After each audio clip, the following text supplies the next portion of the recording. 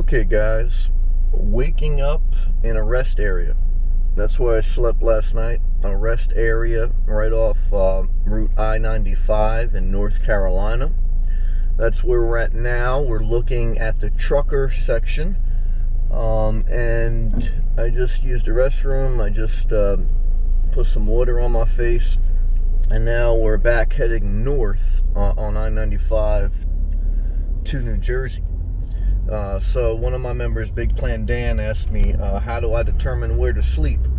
Well, when I'm traveling major routes off major highways, I always use rest areas as a default because that is kind of the safe, legal place that you can park.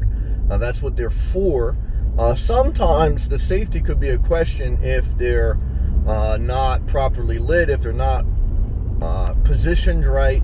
State troopers normally patrol all rest areas. Sometimes rest areas have separate security guards. As an example, in Florida, off I-95, they do have their own security guards just for the rest areas. So you feel very safe there, but you definitely could not abuse that because they tend to track who is there on a nightly basis. Now, certainly there's exceptions, and there may be some guards that are more lenient than others, but you kind of have to keep it moving. You don't want to be there every night, every day of the year. But I would say rest areas, to me, are a huge resource, especially as you travel on major destination. And it's a beautiful sky this morning, clear roads, still wake up the same time. What is another tip that I would give you when you're traveling? Maintain your routine. Wake up at the same time, 6 o'clock in the morning, whatever it's going to be. Have your breakfast. I'm headed to Starbucks now.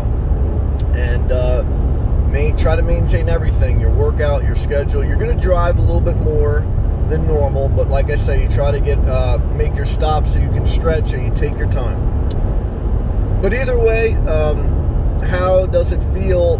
This is day 2 or day 3. The first day I kind of just gradually went north of South Florida, just like a couple hours, and then and then I took a major chunk yesterday, and now I'm taking a major chunk. But little chunks at a time you take for your trip so that you can enjoy it. Do I really enjoy driving this much anymore? Not really, because I've seen this so many times. If you take the same trip 7 times in 5 years, the luster kind of wears off.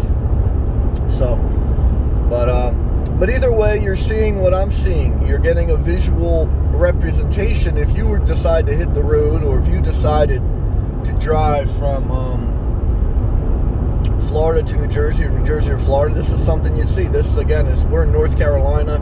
We just entered North Carolina, and we are going to head up north into Virginia be next, and then the Washington, D.C. area, which is very crowded. The biggest states to travel through on this route are North Carolina and South Carolina. And if you make the trip, you want to kind of stop in the middle, which is like right where I'm at now, the border on North Carolina. And how does it feel not to have a home base as you travel? Well, in the beginning of my years, it felt good not to have a home base because, you're not worrying about something you left behind.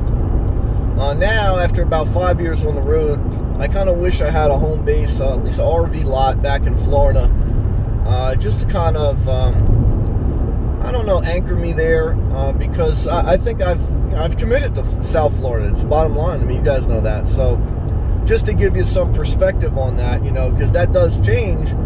Once you find out where you want to live and you spend enough time there, you are going to probably want some type of home base. Not necessarily, but I think most people. Do I feel better driving this car or driving a Class B? Like I said, I feel better driving a car. I've driven a van. I owned a van. I owned a Ford E250 van when I did electrical contracting work. And driving those vans, which is like the same thing as a Class B, and I've test drove all the Class Bs, even the shortest ones, they're not that enjoyable. They're not a big motorhome, but they're not that enjoyable to drive. So I'd rather drive a car. The value of a Class B is that when you stop, you have everything with you as far as your kitchen, your bathroom, everything's self-contained. It's a little bit more comfort, but it's less fuel efficiency, and I'd still rather go to Starbucks. Like, here's an example. Let's say I just woke up at that rest area. Instead of maybe using the restroom in the rest area, would I rather use the restroom in my Class B? No.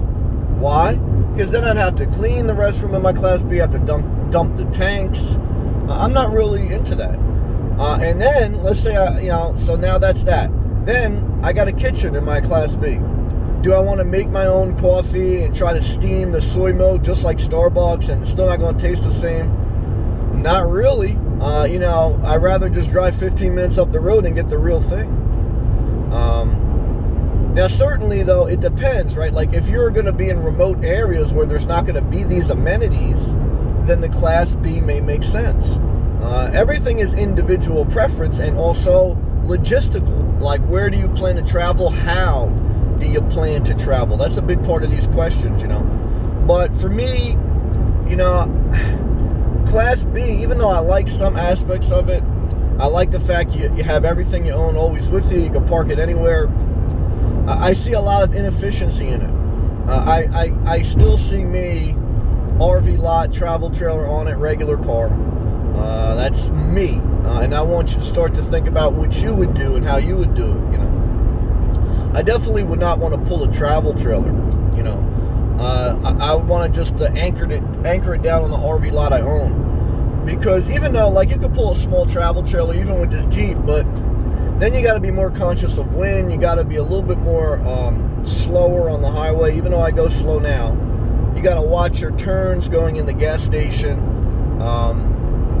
Another couple pair of tires you got to maintain, brakes, axles, and then they put a wear and tear on your primary vehicle. So, I don't know. And then parking that thing at night, and then you're trapped in a travel trailer. Let's say you're in a travel trailer, someone knocks on it or something happens. You can't just start your car and go. You got to get out of your travel trailer, then go in your car. So, that's like a little bit of the negatives of the travel trailer, if you were just traveling around. But either way, this is what it is. You have a beautiful skyline. We're towards the end of September 2021 as I make this. So we're in the fall season. I believe fall officially starts in like 2 days. So, fall weather is nice up north in the Northeast. I still miss South Florida. Everything is better in South Florida, in my opinion. But I'm thankful to go visit my mom. And I want to share these videos with you so that you get perspective, you get some insight, you get some information. Okay, all these things that you're going to need on your journey. Everyone has their own journey in life. And your journey is to figure out, okay, where you want to live. Figure out your financials so you can live below your means. Figure out your health so that you can enjoy it. Figure out how to stabilize yourself emotionally so you have the strength to push past fear. And then, you go from there. But you're, I don't want to say you're never going to be ready, because that kind of encourages people to do things recklessly. But it is true that, once you've done the preparation, once you've done the research and the work and the patience, then, it's not, nothing's going to ever be 100%. So. But, North Carolina has a little bit more resources than South Carolina. South Carolina has limited Starbucks and things, at least off I-95. So once you get to North Carolina, Virginia, Washington, D.C. and up, there's plentiful stops that you can make off the road for Starbucks or healthy food. Because in South Carolina and some of the real barren land that you travel, there's really only gas stations. And gas stations, there's no good coffee, there's no good food. And so, that's not good. But, yeah, so that's kind of the summary report here as we travel through North Carolina and continue to head up north. I will continue to make more videos. If you guys appreciate these videos, click that thumbs up. You want to support the channel, click that blue join button. Check out my playlist, which has thousands of free videos. Leave a comment below. Share this video with people you know. Put me in the algorithm of success. Thank you for watching. Thank you to all my members. Keep showing up, engage life, and do the best you can. Thank you.